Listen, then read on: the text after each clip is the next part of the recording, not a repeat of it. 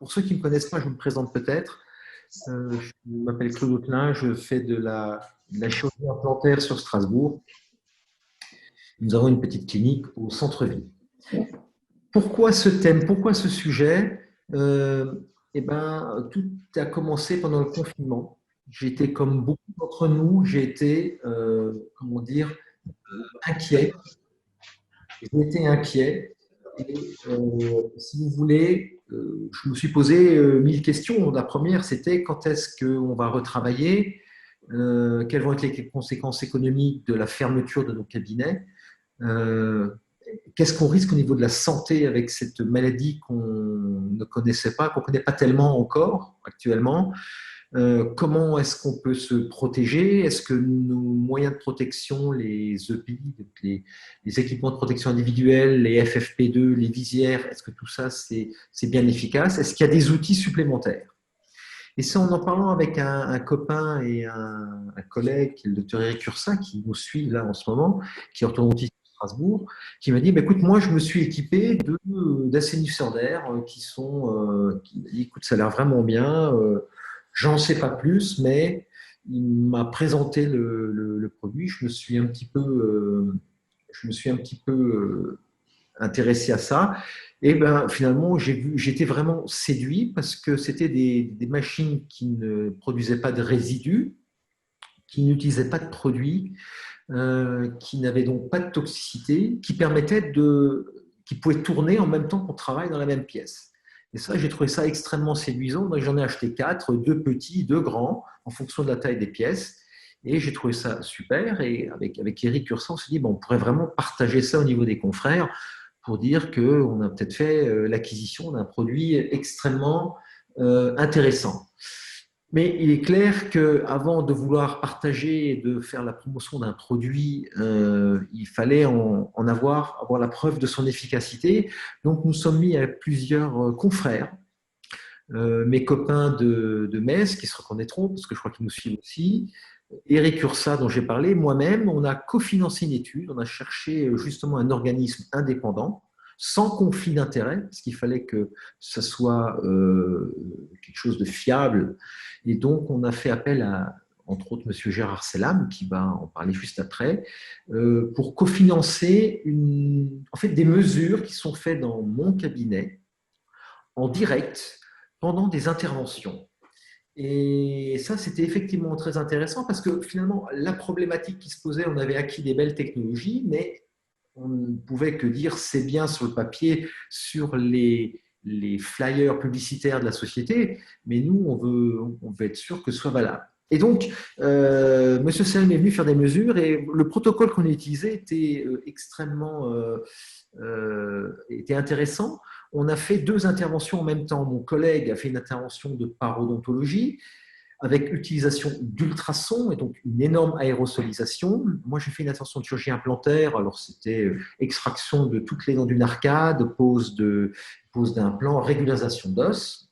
Donc, ce sont des interventions qui provoquent pas mal d'aérosolisation. Et le protocole qui a été utilisé, c'est que pendant le début des mesures, on n'a pas mis en route les machines. Donc moi, pendant la phase des extractions, les machines étaient éteintes. Et M. Selam nous en parlera après, mais on a complètement saturé ces boîtes de pétri, c'est-à-dire qu'on était la pièce était un vrai bouillon de culture. C'était impressionnant. Et pour mon collègue qui a fait une chirurgie de paro, au début, il a travaillé avec les ultrasons. Et pareil, ça a vraiment, on a saturé complètement l'atmosphère en germe. On a ensuite mis en route les machines tout en continuant à travailler.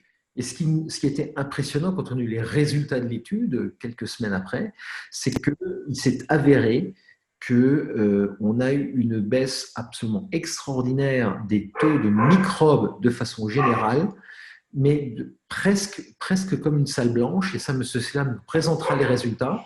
Et ça, c'était vraiment assez impressionnant parce qu'on continue à travailler, je continue à mettre des implants, mon collègue continue à faire sa chirurgie et on arrivait à baisser vraiment le taux au niveau de l'air, même au niveau des surfaces, alors que c'est pas l'objectif. Donc, aujourd'hui, on est là pour, comment dire, pour partager avec vous cette découverte parce que finalement, l'intérêt, c'est de pouvoir en faire bénéficier toute la profession.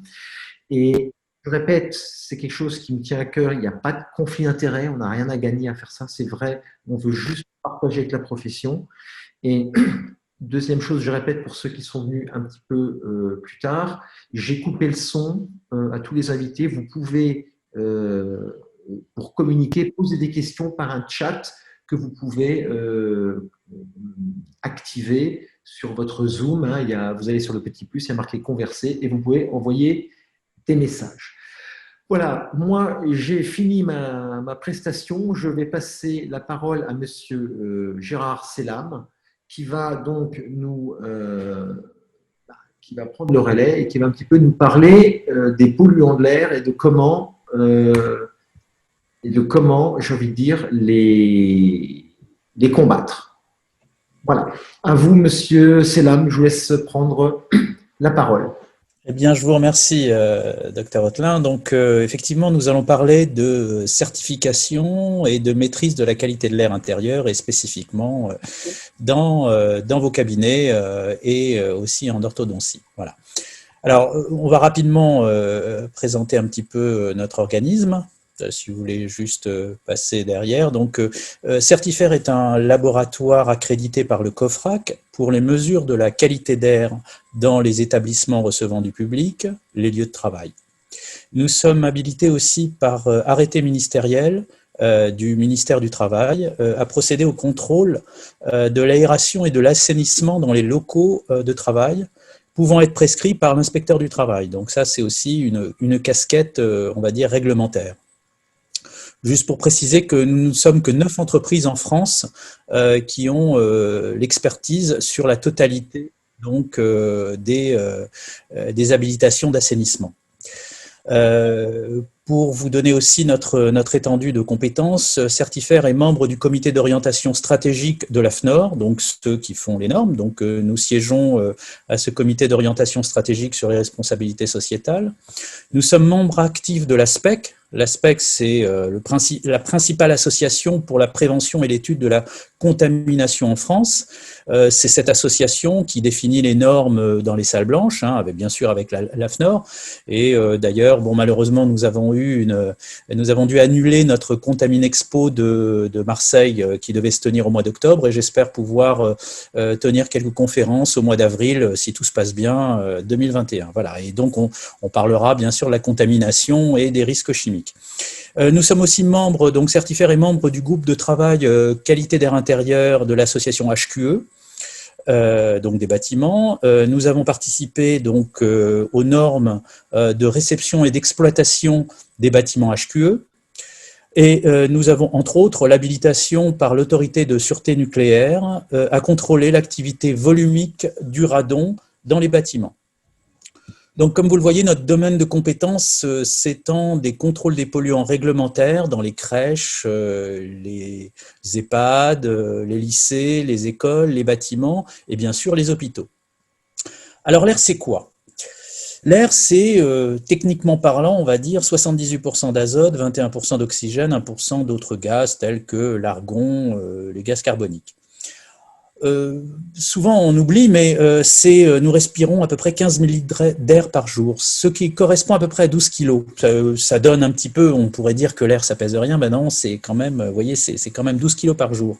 Alors l'air n'est jamais pur, ça c'est quelque chose qu'il faut que l'on garde en mémoire, on ne peut pas avoir d'air pur, on a toujours une dégradation par des polluants. Alors ces polluants sont bien sûr de nature chimique, alors on a le monoxyde de carbone, on a des COV, des composés organiques volatiles, qui veulent dire qu'il y a au moins un élément carbone, et pour information, il y en a plus de 500. Nous avons des composés semi-volatiles, nous avons du dioxyde d'azote, de l'ozone, des pesticides. Voilà en ce qui concerne les polluants chimiques.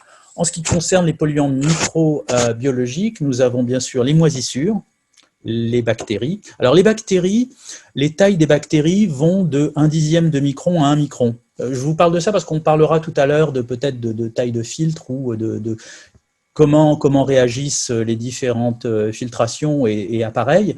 Donc, les bactéries vont de 1 micron à 0,1 micron, alors que les virus, eux, vont de 1/10 de micron à 1/100 de micron. Donc là, on est vraiment dans le très très petit, on est dans le nanomètre, on est vraiment dans le tout tout petit. Et puis, on a les allergènes d'acariens, les animaux domestiques et puis les pollens.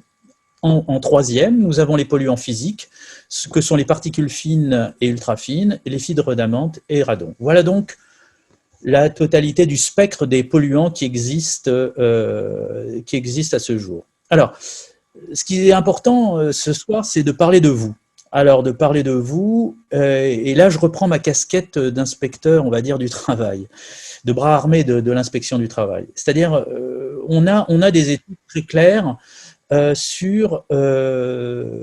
l'Institut national de la recherche et de la sécurité, qui s'appelle l'INRS, donc qui est un peu notre Bible au niveau de la santé et de la prévention des accidents du travail et des maladies professionnelles.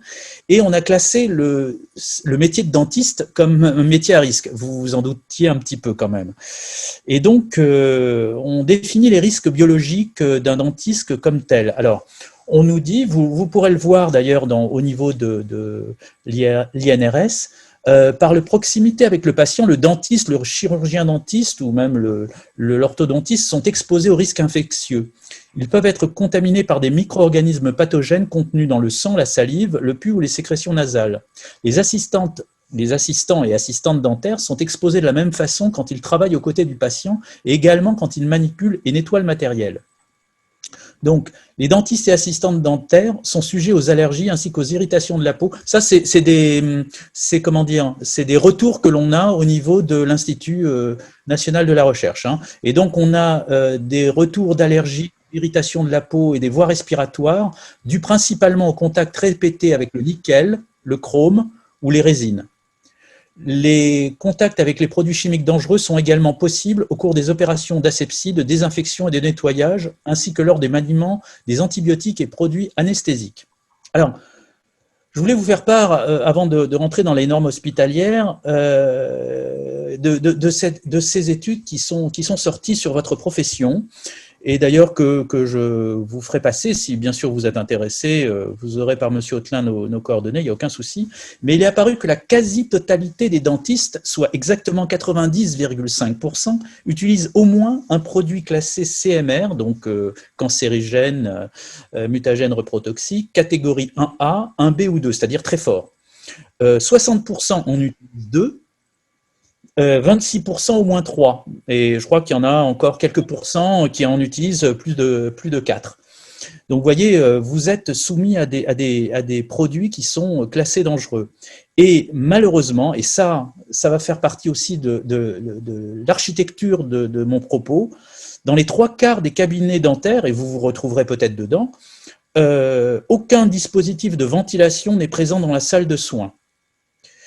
Le risque d'exposition, donc suite à cette étude, le risque d'exposition au mercure est en partie pris en compte, mais une marge de progression existe pour diminuer l'exposition aux vapeurs et aux poussières de mercure. Voilà. Donc, vous voyez, vous avez quand même, on pourrait dire, vous avez quand même un métier à risque, et il m'arrive, puisque nous sommes habilités, comme on l'a dit, pour faire ces mesures au sein de vos cabinets, que ce soit au niveau de vapeur de mercure ou d'autres produits comme le formaldéhyde et ainsi de suite, sont des produits cancérigènes que vous respirez. Alors heureusement, j'oserais vous dire, pour certains, on va parler de microbiologie, vous avez maintenant des FFP2, heureusement, mais malheureusement, heureusement grâce à ce virus, mais par le passé, si vous voulez, ce n'était pas le cas. Et donc, vous preniez ça, comme on dit, excusez-moi l'expression, plein pot. Donc, au moins, l'avantage du virus, c'est qu'il a permis de l'utilisation beaucoup plus importante des FFP2 à minima. Mais sachez que le FFP2 n'arrête pas des vapeurs de mercure, loin de là. Donc, lui, il va s'arrêter aux poussières et encore certaines poussières. Voilà. Donc, parlons un petit peu de ces normes hospitalières. Oui, je voulais quand même faire un petit point là-dessus, car même si dans le 3/4 des cas, vous n'avez pas de système de ventilation spécifique dans vos salles de soins, il me semblait nécessaire de vous expliquer un petit peu ce que l'on a, nous, ce qu'on appelle dans les salles blanches, et donc ces normes hospitalières. vous vous en doutez, maintenant vous êtes clairement au courant de ce qui se passe avec, entre autres, le virus, mais l'air peut être bien sûr un vecteur de contamination et il transporte bien sûr par aéroportation des infections nosocomiales. Alors j'en passe à des meilleures, mais qui sont très difficilement, malheureusement, soignables. On a une norme pour ça, donc on a une norme hospitalière du traitement d'air qui s'appelle la NFS 90-351, et donc on arrive à classer par niveau de risque les pièces que vous utilisez. Et donc on va leur assigner des performances. Donc on va du niveau le plus élevé qui est le niveau risque 4, qui est à très haut risque infectieux, au niveau risque 1 qui est risque infectieux nul. Donc c'est à vous, à l'établissement de santé, de terminer le niveau de risque de la salle. Donc si on peut aller à la diapositive suivante pour que vous voyez bien un peu de quoi on parle au niveau de ce niveau de risque. Donc, les niveaux de très haut risque infectieux sont avant tout, ça ne vous concerne pas, c'est avant tout les grands brûlés, vraiment des salles où on est à microbes zéro, on est à particules zéro, on a vraiment une volonté, il y en a très peu par hôpitaux, on a quelques salles comme ça, mais elles sont très peu, en nombre en tout cas. On a beaucoup plus de zones 3 qui sont des hauts risques infectieux, qui pourraient être considérées comme ce qu'a le docteur Hotelin, c'est-à-dire des salles où vous allez ouvrir, où vous allez avoir par exemple une cardio, une neurochirurgie, voilà, c'est des niveaux 3. Un niveau 2 qui peut être un niveau infectieux moyen, une salle de rééducation, une maternité, vous voyez, c'est des salles d'un niveau légèrement inférieur, et une zone nulle qui est une chambre de soins standard où il n'y a aucune interaction réelle entre, on va dire, entre le patient et vous, bien que, bien sûr, il faut prendre en compte maintenant l'aspect virus. Alors, si vous voulez aller plus loin, on va aller un petit peu plus loin dans la... Voilà, donc on parle de quoi? On parle de performance à atteindre, c'est-à-dire que quand on va dans une salle blanche, qui est notre cas, donc on vient confirmer, on vient valider la salle d'opération, et on vient voir si la performance, et nous délivrons un certificat pour voir si cette propreté, cette performance a été atteinte aussi bien en particulaire qu'en microbiologie. Et donc vous retrouvez les classes de risque dont je vous ai parlé tout à l'heure, donc 4, 3 et 2. Donc en ce qui nous concerne, on va dire, la plus intéressante et la plus usitée, qui est la plus dure à avoir, c'est la 3, enfin, qui va être la plus intéressante. Donc on a une classe de propreté particulière qui va nous donner en fait un niveau par taille de particules. On a une cinétique d'élimination des particules. Alors je m'explique très rapidement. On va envoyer 100 000 particules, et il faut que 90% des particules soient éliminées en moins de 5 minutes pour le niveau 4, 10 minutes pour le niveau 3, et 20 minutes pour le niveau 2. Donc, vous voyez, CP20, CP10, CP5. Et donc, nous venons compter avant et après le nombre de particules, et ça nous donne ce nombre d'éliminations. Et enfin, la classe de propreté, qui est, j'oserais dire, la plus intéressante et la plus importante, qui est la classe de microbiologie. En fait, c'est là où on a malheureusement tous les dangers qui sont autour de l'infection. Et donc, on va de cette fameuse salle classe de risque 4, qui veut dire inférieur à 1, c'est-à-dire qu'on a zéro bactéries dans la salle, et on vient le mesurer. Pour une 3, c'est inférieur à 10, et pour une 2, c'est inférieur à 5. Alors, tout cela, c'est mesuré au repos, hors activité, hors présence de l'équipement, mais excusez-moi, et en présence de l'équipement et du mobilier, mais surtout hors présence personnelle. Donc, on vient faire ça généralement une fois que l'opération a eu lieu. On laisse donc un certain temps passer, et on vient mesurer justement l'ensemble de ces caractéristiques à l'intérieur de cette salle d'opération. Monsieur Selam, est-ce que je peux vous interrompre 30 secondes? Bien sûr. Nous, chez un dentiste, on travaille au niveau de bouche. On sait que la bouche est un milieu hautement septique, donc on peut se dire que pour le patient, un niveau d'asepsie très poussé n'est pas forcément quelque chose de fondamental.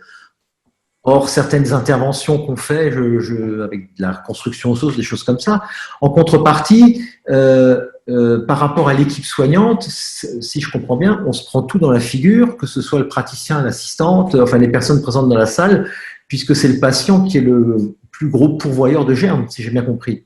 Donc, vous avez parfaitement compris. En fait, notre problématique, nous, en tant que, on va dire, contrôle du travail, c'est qu'il faut considérer votre patient comme la source, en fait, la source de vos problèmes.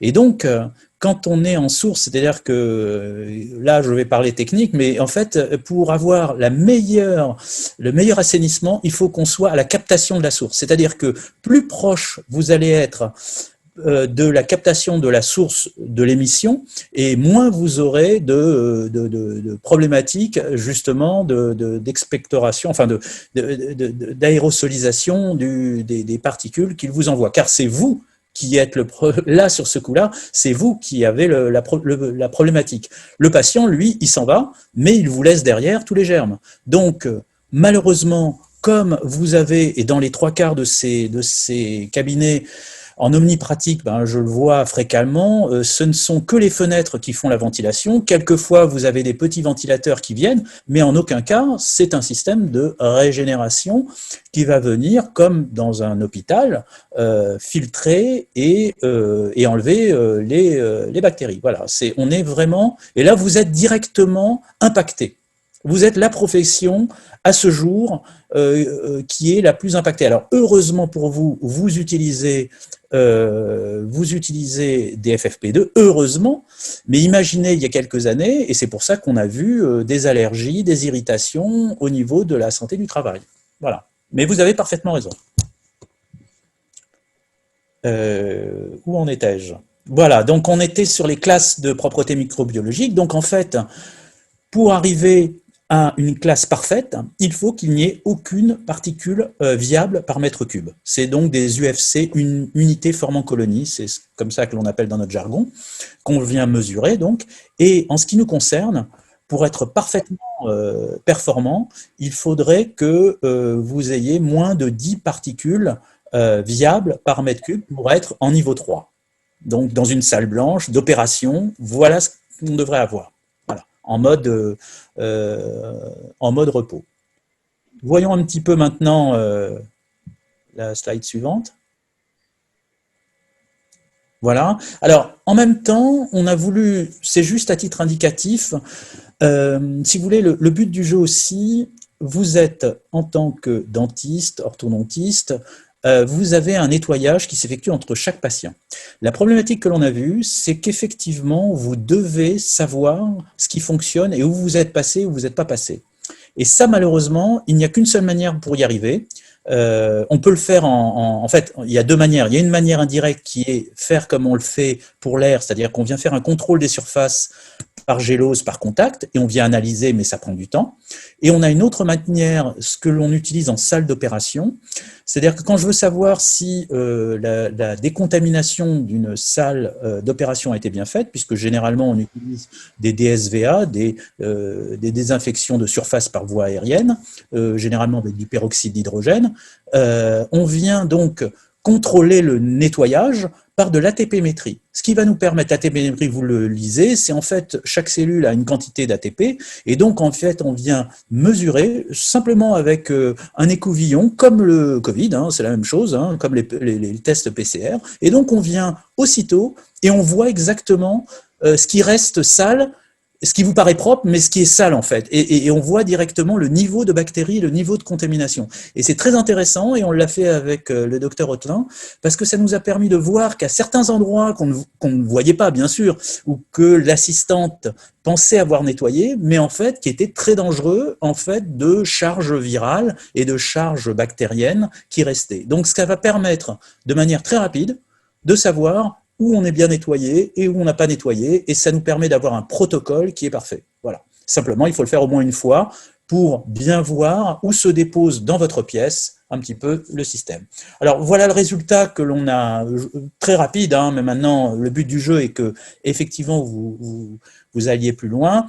On a fait, entre autres, un test. Vous voyez sur cette photo le cabinet avec le fauteuil du patient. Là, c'est l'appareil de contrôle. En fait, l'appareil en lui-même est encore plus loin, il était derrière. Donc, pendant le patient rejette 1200 UFC, c'est-à-dire qu'il a saturé la gélose, hein, on a été en maximum mesurable.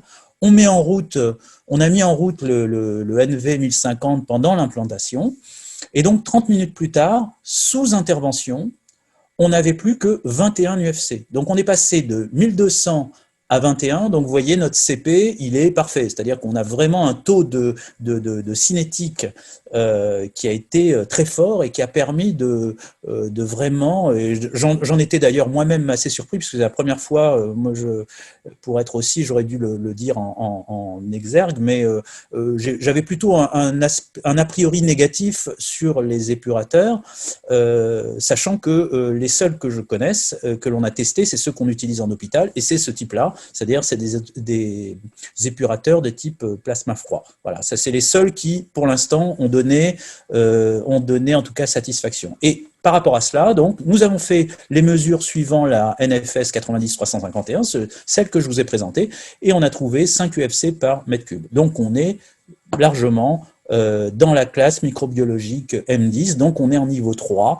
Donc, ça veut dire que avec cet appareil-là, effectivement, en plug and play, on peut atteindre des niveaux très très bas, voire pratiquement insignifiants d'UFC pharmacolonie par mètre cube. Voilà en tout cas les résultats. Je vous interromps, sachant qu'on continuait à opérer pendant ce temps-là. Exactement, parce que je rappelle quand même que la norme, elle, donne ça au repos. Donc vous voyez qu'on arrive à 21 et en plus, j'oserais vous dire, on avait mis l'appareil dans les plus mauvaises conditions, parce que je voulais voir un petit peu comment l'appareil pouvait brasser aussi, et je ne l'ai pas mis au plus près, puisque théoriquement, l'appareil devrait se trouver juste derrière le patient. Là, il était, on ne le voit pas, mais il était encore à gauche, donc il a fallu qu'il prenne tout le volume d'air, et c'est bien sûr un ventilateur important, pour qu'il puisse brasser et traiter le volume d'air. Donc là, on l'a vraiment mis dans les conditions les pires. Mais je pense que, et ça sera intéressant de le voir lors d'une prochaine étude, qu'on puisse descendre à des niveaux de 10 pendant intervention, ce qui serait rare, puisque pour l'instant, tout ce qu'on mesure, c'est toujours après repos, car la personne en elle-même rejette toujours des UFC, bien sûr, en tant que bactérie, et dès que vous parlez, vous en rejetez. Voilà. Voilà en ce qui me concerne, et je suis à votre disposition pour continuer le débat. On répondra à toutes les questions après. Oui. Je pense qu'on va maintenant passer la parole à Monsieur Rioux pour avancer. Donc, pour résumer, merci Monsieur Selam. Donc, c'est intéressant. Bon, c'est très technique. C'est impressionnant ce qu'on se prend dans la poire, quoi, parce que on traite des patients qui ont de la paro, qui ont des germes. Là, le Covid-19, c'est un virus qui nous a ouvert les yeux, mais il y a des bactéries de base déjà qu'on se prenait pleine poire, parce que maintenant on fait un peu plus attention. Exact. C'est vrai que heureusement qu'on a des bonnes immunités, hein, parce que donc… Oui, d'ailleurs, je vous signale que vos immunités sont supérieures à la moyenne. On a fait un test d'immunité au niveau des dentistes, et effectivement, la dernière étude que j'ai vue, c'est que les dentistes en général ont une immunité supérieure aux autres. Pour votre information. Là aussi, c'est une étude de l'INRS. Bon, écoutez, merci beaucoup, Monsieur Selam. Monsieur Rioux, je vous laisse peut-être prendre le relais pour qu'on puisse respecter le timing. Alors, pourquoi un ingénieur du spatial, le traitement d'air, l'aéronautique, finalement, est-ce qu'il y a des ponts? Alors oui, il y a des ponts. Le traitement de l'air dans l'aéronautique est important dans les avions. Le traitement de l'air est important dans les salles blanches, les salles propres, comme ça a été mentionné par Monsieur Selam. La plus grande salle propre du monde est aux États-Unis et c'est la salle propre de la NASA. Donc Airbus a également énormément de salles propres et de salles blanches. Et le troisième endroit où on a une importance du traitement de l'air, c'est dans les vaisseaux spatiaux, et donc en particulier dans la Station spatiale internationale, l'ISS. Et un des modules est équipé d'un traitement de l'air au plasma. Donc voilà ce qui explique un petit peu pourquoi moi, à titre personnel, je m'intéresse toujours à cette technologie-là, qui est assez confidentielle en France, parce que réservé voilà, plutôt à des hôpitaux et à des, voilà, on va dire, voilà, des niveaux d'exigence assez élevés. Donc, le plasma. Voilà, le plasma, qu'est-ce que c'est? On va commencer vraiment par le très basique. Le plasma, c'est, on peut attendre pour la vidéo encore un petit peu. Le plasma, c'est un état de la matière. Il y a 4 états de la matière, un solide, liquide et gazeux. Le 4e état, c'est l'état plasma. On peut dire, pour vraiment vulgariser, que le plasma va être un gaz très énergisé. Et donc, dans la technologie plasma nanostrike, là, ce que vous voyez maintenant à l'écran, ce sont des tubes. Si vous revenez un tout petit peu en arrière, ça va dézoomer un petit peu. Ce sont les tubes, en fait, des réacteurs plasma ou des tubes plasma sur lesquels, à quelques millimètres, tout autour du cylindre, va être généré ce plasma nanostrike. Novarius, en fait, utilise cette technologie-là. Ces tubes-là équipent tous les appareils de traitement d'air Novarius. Ensuite, donc, plasma, nanostrike. Nano, donc, la technologie nanostrike détruit les micro-organismes de la taille du nanomètre. Nanomètre, c'est 10 puissance moins 9 mètres, donc extrêmement petit. Strike, alors c'est en anglais, hein, le strike, on le connaît quand on joue au bowling, mais le strike, en fait, c'est la frappe. En fait, ça va donner le caractère instantané et immédiat de la destruction de tous les micro-organismes au niveau de l'ADN. On a en effet, lors de cette destruction, différents phénomènes physiques qui vont être appliqués instantanément, de manière simultanée, et qui vont agir d'une part sur les acides nucléiques et qui vont les désagréger. Et d'autre part, on va avoir un éclatement de la cellule par pression osmotique. Ce qui va faire qu'on va vraiment détruire les particules les plus petites. Ce qu'on voit là sur la vidéo, c'est plusieurs types de virus, de bactéries. Il y a la NASA, en fait, je reviens à la NASA, en fait, a fait 2 études pour montrer cet aspect de rapidité de la destruction, en 2016 et en 2017. Et ils ont prouvé, en fait, il y a des publications qui montrent cette efficacité ultra rapide. Voilà, je continue sur les études. Les études ont été faites sur plusieurs micro-organismes, dont un substitut du Covid, pour prouver que ça marchait sur tous les micro-organismes vivants ou viraux. Le virus n'est pas vivant, mais ça fonctionne également au niveau de l'ARN du virus. Pour rajouter, je reprends mes notes, voilà. Contrairement à d'autres technologies, c'est exactement ce qu'on voit sur la vidéo. En fait, là, on voit un filtre. En fait, contrairement aux autres technologies, il n'y a pas de résidus. Donc, comme l'a dit le docteur Rothelin en introduction, il n'y a pas de résidus, il n'y a pas de sous-produits lors de la destruction des particules. Et c'est pour ça qu'on peut travailler à côté de la machine. Le plasma, c'est très générique. Il y a des plasmas ionisants qui vont émettre de l'ozone. Et c'est par cette création d'ozone qu'il y a la destruction des particules. On n'est pas du tout là-dedans. Donc, c'est pour ça qu'on peut travailler à côté de la machine. Donc là, par rapport au… Oui. Je vous interromps, il n'y a pas d'émission d'ozone sur cette machine-là? Non, les tests, alors c'est infinitésimal. Ouais. La technologie, en fait, en France, tout le monde s'en fout un peu de l'ozone parce qu'il n'y a pas de normes, par exemple. La machine est vendue en Californie. En Californie, les normes sont très, très strictes sur l'ozone. Et on est, de mémoire, 10 fois en dessous de la norme en vigueur en Californie. Donc, c'est vraiment pour montrer que ce n'est pas l'ozone qui va détruire. Nous, ce qu'on veut, c'est qu'il n'y ait pas d'ozone. Ce n'est pas le procédé actif de la technologie. Et donc, par rapport au filtre, qui est une technologie standard, assez ancienne, qui marche également, le problème qu'on peut avoir, c'est la multiplication des bactéries qui peuvent aussi devenir multirésistantes, parce qu'ils vont s'agréger, et aussi certaines particules qui sont trop petites et qui vont pouvoir passer parfois. Et qui vont aussi amener la saturation des filtres, qui est un problème également assez embêtant dans les centrales d'air. Après, la filtration classique par filtre EPA marche, il n'y a pas de problème, c'est ce qu'utilisent également les hôpitaux. Ça nécessite une maintenance assez importante. Donc voilà, là, vous voyez encore une fois, on revient au début de la vidéo, mais vous avez vraiment vu ces tubes plasma. Dans la machine du docteur Rothelin, qu'on va voir maintenant, c'est la seconde vidéo qui dure 1 minute, et après j'aurai fini. Il y a 6 réacteurs plasma. Donc, la vidéo va se lancer. C'est une coupe en 3D assez simple de la machine. Le premier niveau, là, vous allez voir la machine, voilà, vous allez voir son ventilateur qui est assez puissant. Vous allez voir le premier niveau de filtre, qui est un pré-filtre en fait, qui va permettre de prendre les plus grosses particules et d'éviter que le ventilateur en fait soit encombré et s'abîme et perde en efficacité. Mais c'est pas une barrière de traitement.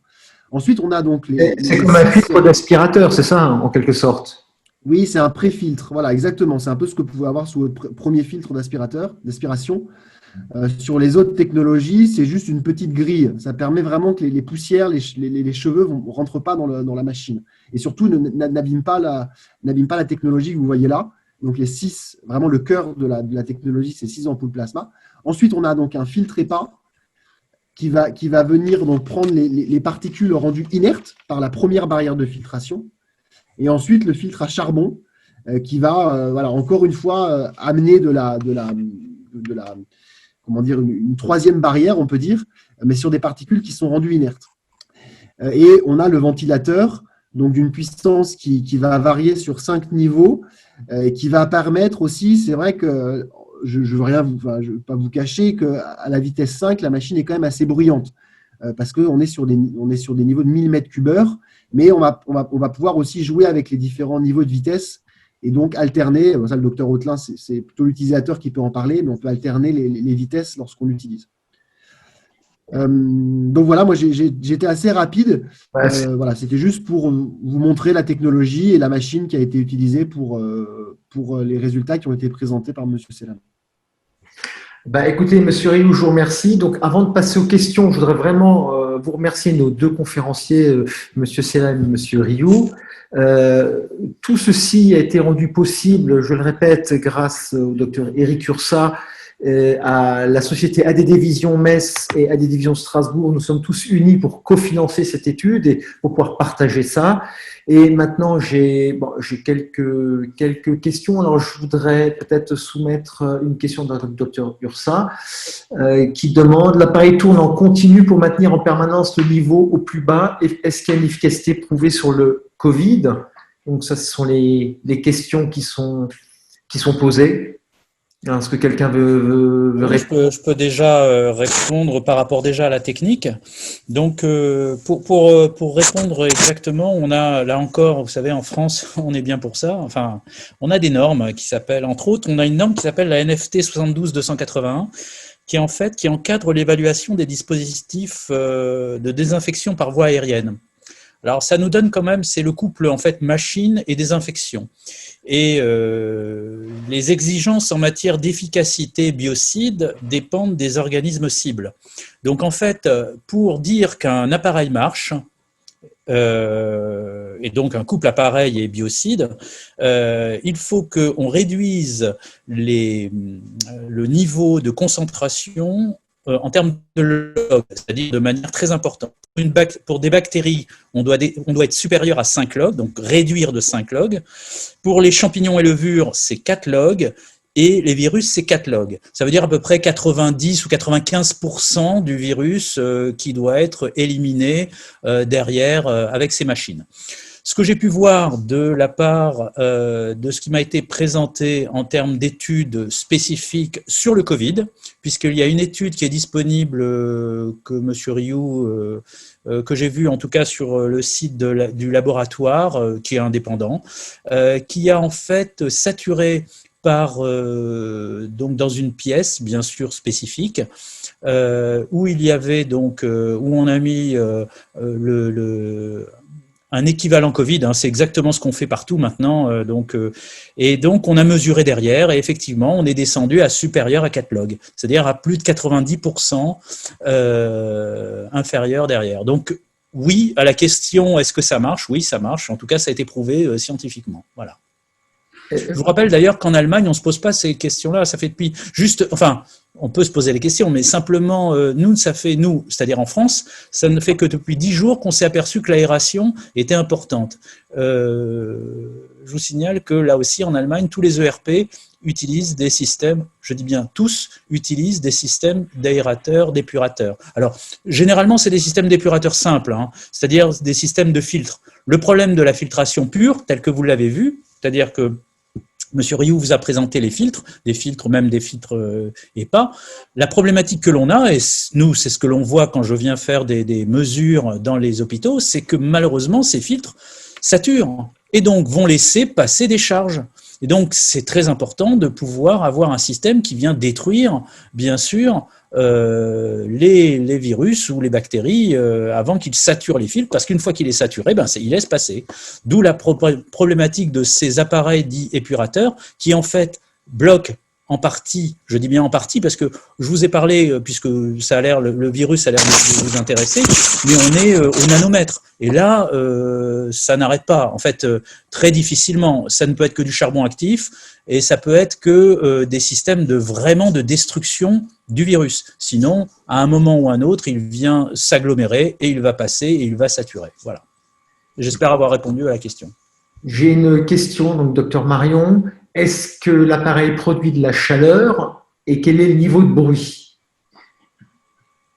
Alors, je peux répondre pour l'utiliser. Oui. La chaleur, il n'en produit pas du tout, plutôt du frais. Il fait du froid plutôt, hein, puisqu'il y a une convection, donc ça me semble normal. Et la machine, à partir du moment si on la met au niveau max, oui, elle est bruyante.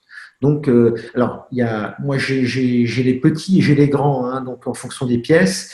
Si on parle du grand, qui est évidemment plus puissant pour les pièces plus grandes, si on se met sur le niveau 5, il ne faut pas se cacher, c'est bruyant. Donc ça, c'est une source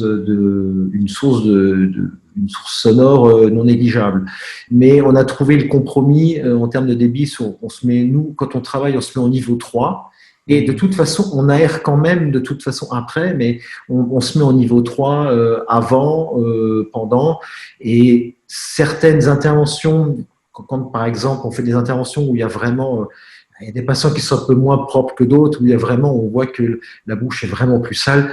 Là, on se met soit niveau 4, voire niveau 5, en sachant qu'il y aura du bruit. Voilà. Donc, effectivement, c'est un peu bruyant. Maintenant, peut-être que M. Rioux veut rappeler une question, M. Selam ou... Non, je pense qu'il faut pas cacher. En effet, c'est le niveau de bruit, il est au niveau de la puissance et on peut pas, en augmentant la puissance, le nombre de mètres cubes heure, on est obligé d'avoir un bruit qui va monter.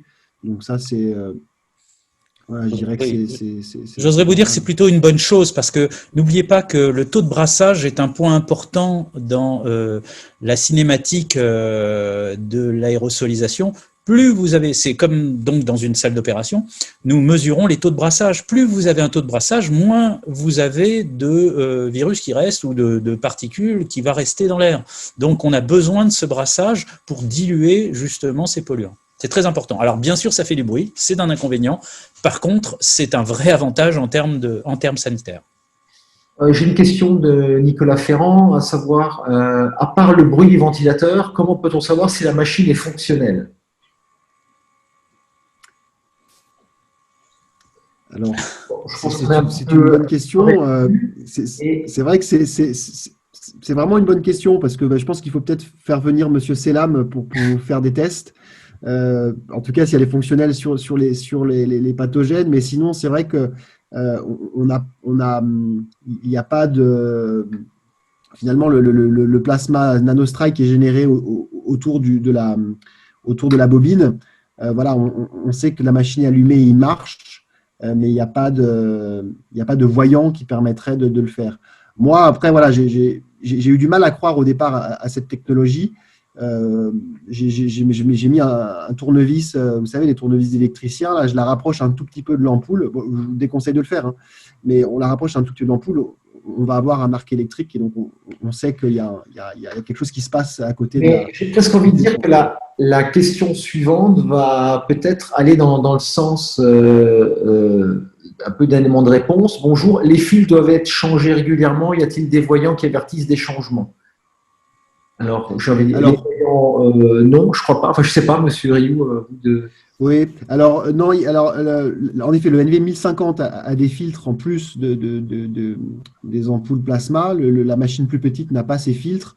Les fils doivent être changés régulièrement. On préconise tous les ans pour le filtre EPA, tous les 4 mois pour le filtre, le pré-filtre, et tous les 3 mois, non, tous les 3 mois pour le pré-filtre, tous les 4 mois pour le filtre charbon.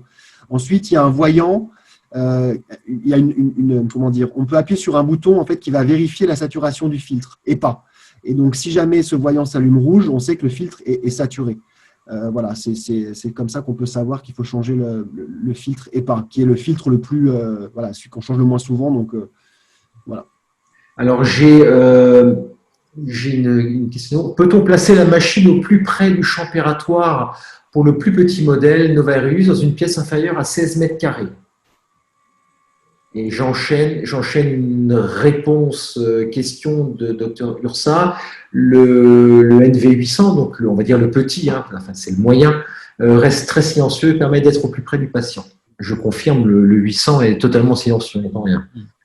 C'est pour ça qu'on va, en fait, ce NV800 est le seul qui n'est pas rentré encore dans la partie étude, mais effectivement, c'est ce que l'on va, à mon avis, bientôt faire pour pouvoir exactement répondre à la question qui est faite, c'est-à-dire avoir un 800 pour un petit, au plus près du patient, parce que vous avez bien compris que c'est la captation qui doit être le plus proche du patient. Et effectivement, on va faire des mesures, mais il y a forte chance pour que ça corresponde bien à cette attente, quoi, hein, et qu'une petite pièce va parfaitement fonctionner. Mais on va faire l'étude et avec des données chiffrées. Moi, j'aurais une question qui m'est vraiment personnelle, que j'aille sur les réseaux sociaux, sur Internet. Bon, on est fliqué sur les réseaux sociaux.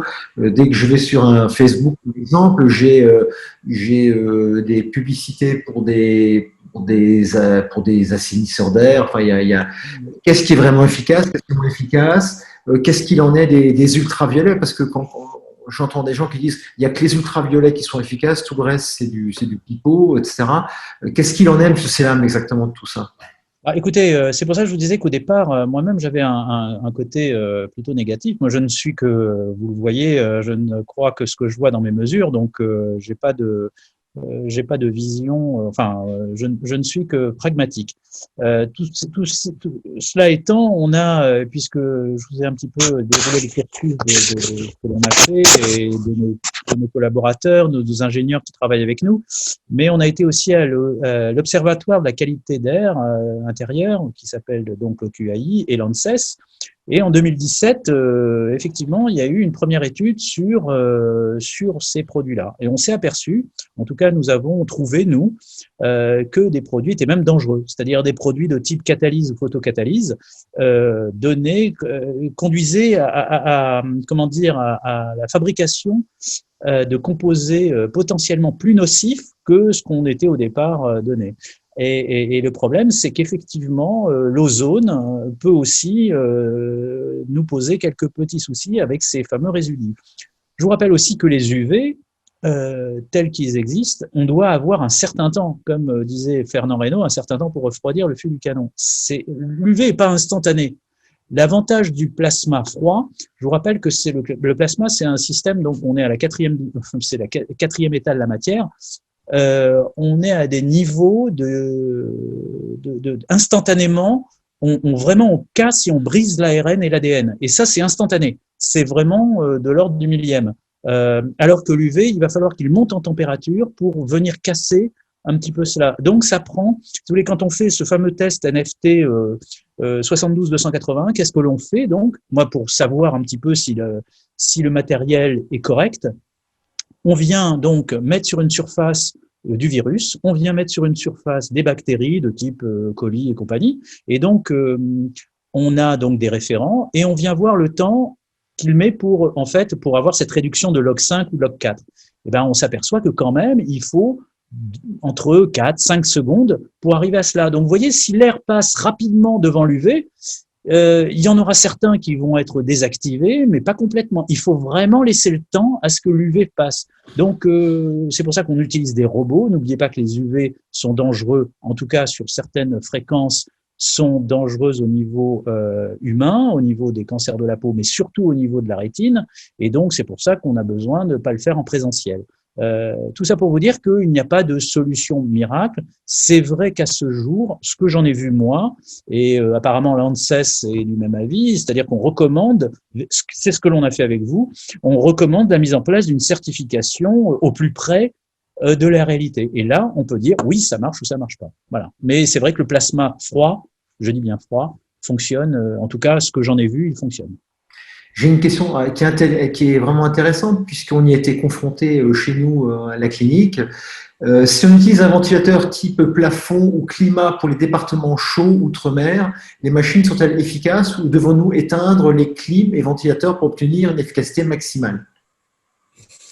Alors, en fait, non, c'est pas nécessaire de les éteindre. Au contraire, ça va nous aider à obtenir, puisque je vous ai parlé du brassage d'air. En fait, plus le brassage est important, plus la dilution est forte, moins vous aurez d'UFC. Ça, c'est clair, c'est mathématique.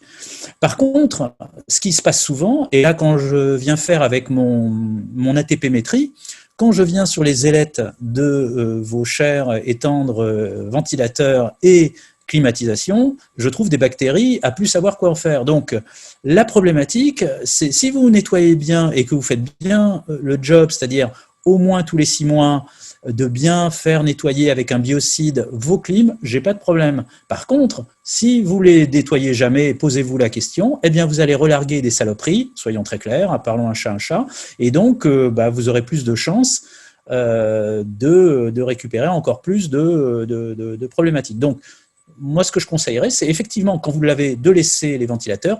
Alors, quand c'est des ventilateurs, ça ne fait que brasser. Par contre, quand c'est des clims, des splits, c'est effectivement de les nettoyer au moins 2 fois par an. Hein, c'est tout simple. Et ensuite, vous pouvez les utiliser. Bien sûr, ça ne posera aucun problème. Ça augmentera le taux de brassage.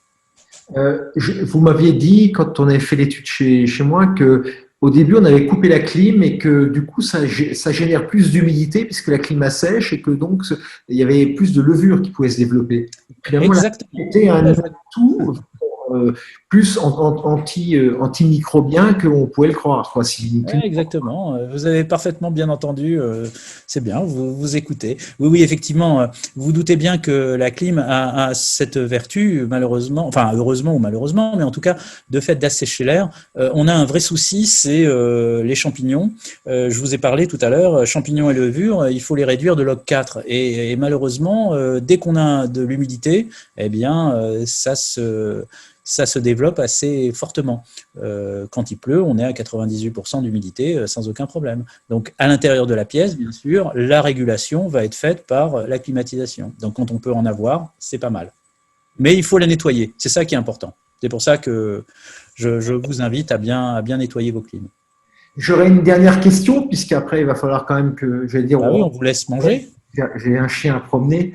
Que pensez-vous de placer le NV200, donc c'est le tout petit, hein, à 30 cm du champ opératoire, au même niveau que la bouche du patient, comme les chirurgiens orthopédistes essaient de placer près d'un genou, d'une hanche? Écoutez, là par contre, comme je n'ai pas testé ou je n'ai pas vu le NV200, je ne peux pas vous en parler plus que ça, mais je sais pas, c'est à voir. Moi, ce que j'en ai vu, c'est M. Rio, j'ai vu c'est sur sur votre site internet, ça sert surtout dans les ambulances. C'est vraiment très petit, ça a très peu de débit. Je ne sais pas si c'est efficace pour nous, un NV200. Je ne sais pas ce que vous en pensez, M. Rio. Alors, M. Ferrand est déjà équipé du NV200, alors je ne vais pas être trop négatif, parce que sinon je vais me faire engueuler. Mais en effet, le NV200 équipe plusieurs centaines d'ambulances en Corée. Il équipe également des chambres de patients dans des maisons de retraite. Ensuite, le NV200, c'est la machine qui a été testée par la NASA. Donc, c'est vraiment une machine qui est efficace. Le volume d'air c'est vrai, est beaucoup plus faible que les autres machines. Mais par contre, moi, je parle plutôt en termes de, si vous voulez, dans la pièce, plus on va être loin, plus le taux de brassage va être long. Et donc, du coup, plus on est prêt. Et donc, ça crée comme une bulle dans laquelle on aura une rien n'empêche. qui est importante. Excusez-moi, Oui. Monsieur Rioux, mais rien n'empêche, là encore, de venir mesurer et de savoir exactement dans votre cabinet, car chaque cabinet, la problématique que l'on a, c'est que chaque cabinet est différent l'un de l'autre.